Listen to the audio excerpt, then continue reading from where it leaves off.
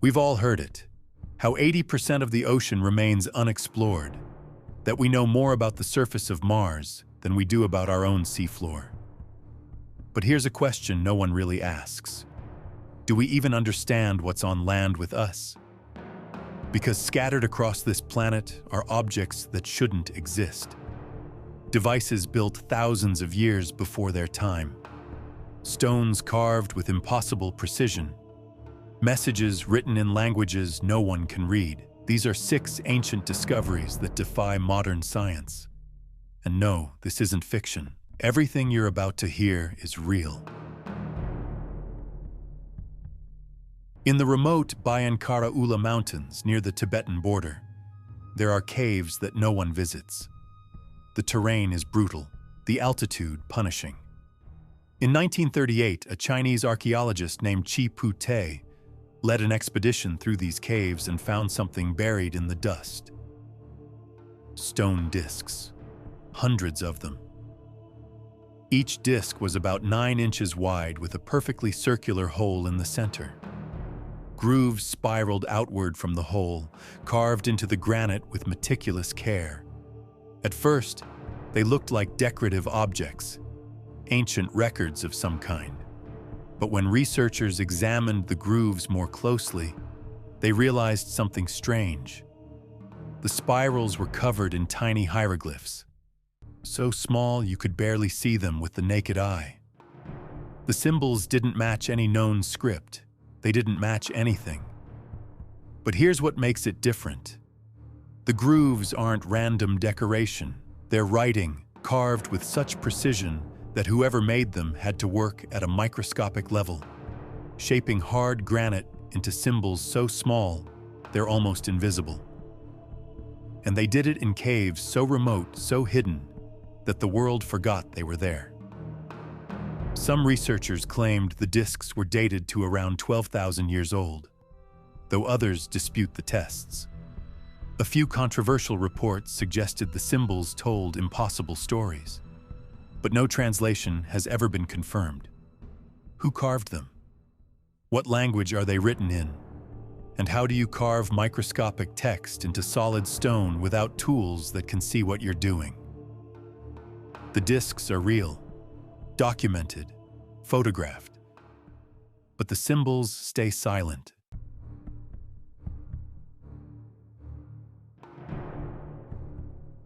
In Longyou County, eastern China, there's a pond that locals had known for generations.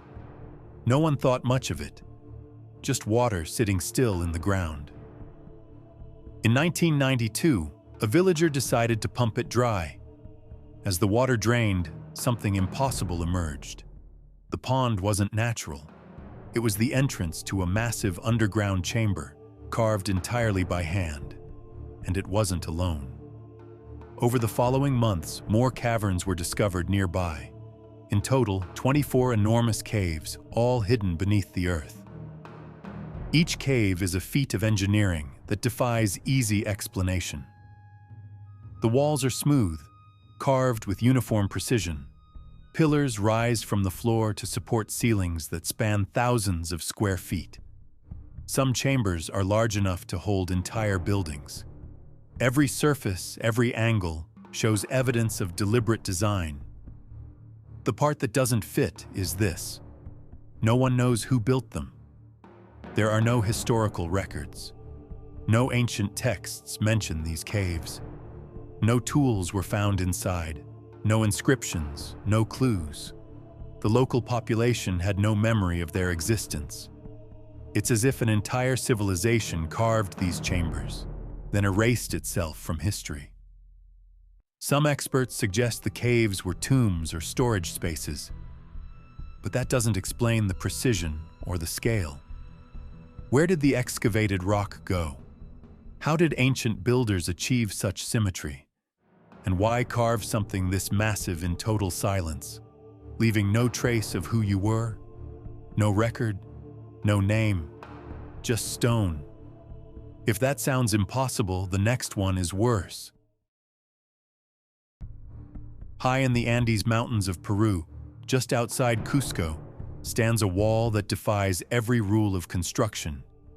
It's called Saksaywaman. The stones are massive, some weigh over 200 tons, yet they fit together with a precision that seems impossible. No mortar, no cement, just solid rock locked into place like a three-dimensional jigsaw puzzle. The stones aren't rectangular. They're polygonal, with curves, angles, and irregular shapes that interlock seamlessly. You can't slide a razor blade between them. In some places, you can't even see the seams.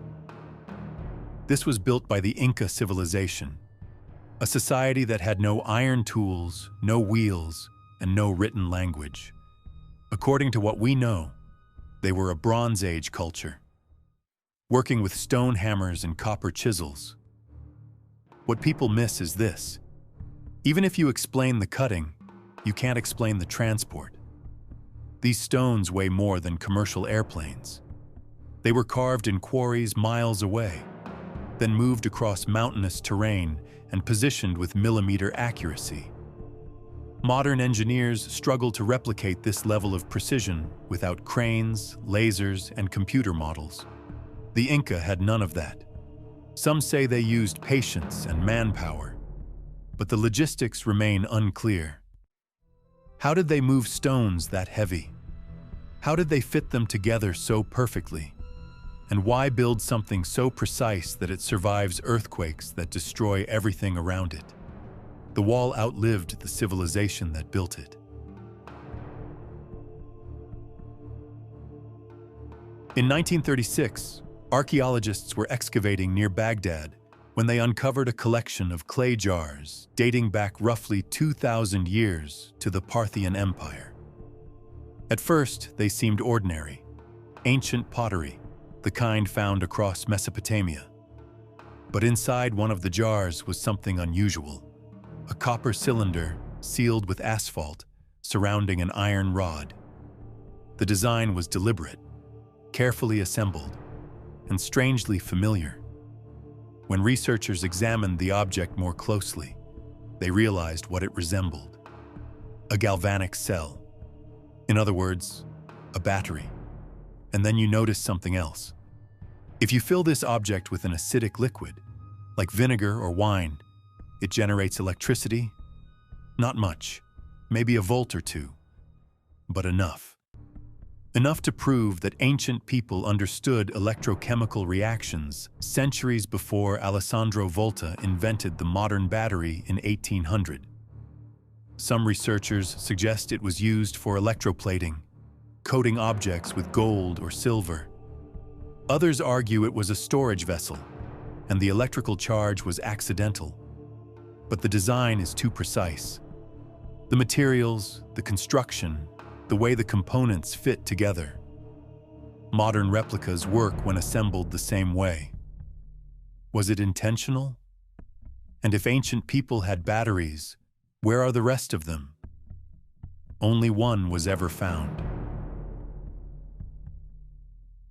On the island of Crete, in 1908, an Italian archaeologist named Luigi Pernier was excavating the ancient Minoan palace of Phaistos.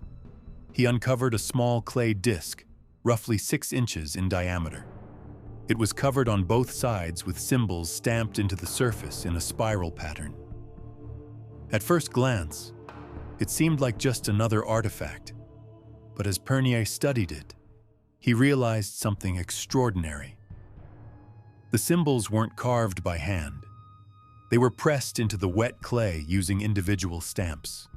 The disc contains 241 symbols, arranged in 61 distinct groups, spiraling inward from the edge to the center.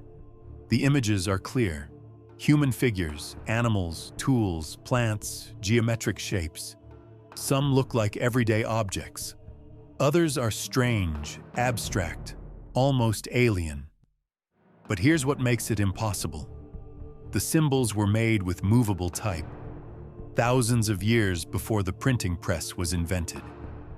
If the Minoans had developed this technology, why is this the only example we've found? Why didn't it spread? And why create a complex message in a script no one, not then, not now, can understand? Linguists and cryptographers have spent over a century trying to crack the code. Some believe it's a prayer or a calendar. But scientific analysis confirms the clay is ancient, dating back roughly 3,700 years. What was it for?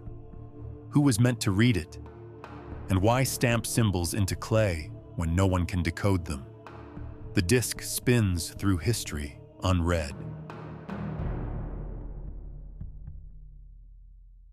In 1887, a reverend named James Harvey was walking across Auchnachaig Farm near Glasgow, Scotland, when he noticed something strange in the ground.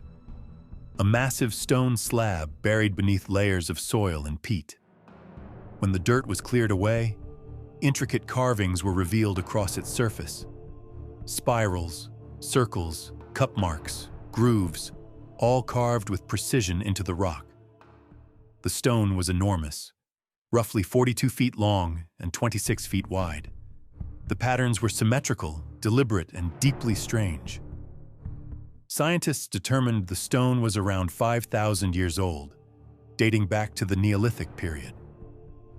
That places it in the same era as Stonehenge and the Egyptian pyramids.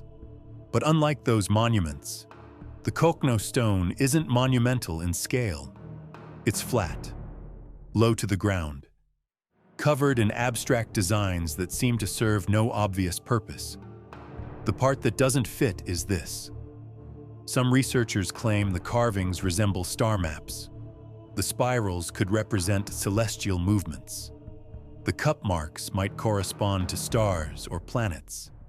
If true, that would mean Neolithic people in Scotland possessed a sophisticated understanding of the cosmos, enough to map it permanently into stone. Mainstream archaeologists argue the patterns are symbolic, part of rituals, but the precision remains difficult to explain. Who carved it? What were they recording? And why bury knowledge so deep in the earth that it took thousands of years to find it again? The Cochno Stone was reburied in 1965 to protect it from vandalism, beneath the soil, still waiting. These 6 objects exist. You can visit some of them, touch them, study them, but you can't explain them. Not fully. They sit at the edge of what we know, reminding us that history is not as clear as we'd like to believe. Which object should we investigate next? Leave it in the comments. And if you want more videos like this, a like and a subscription help a lot.